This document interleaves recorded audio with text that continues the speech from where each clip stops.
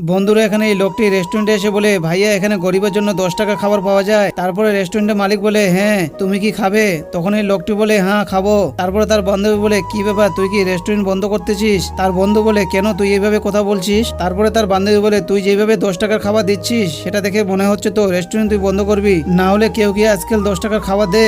তারপরে তার বন্ধু বলে, কিছুদিন আগে একটা ভালো মনের লোক আসছিল আমার কাছে আর বলে, স্যার আপনি একটা অফার বের করেন গরিব মজদুরদের জন্য 10 টাকা থালি, আর তারপরে যেটুকু এক্সট্রা টাকা লাগবে সেটা আমি দেবো, আর আপনার থ্রুতে আমি গরিবদের উপকার করব।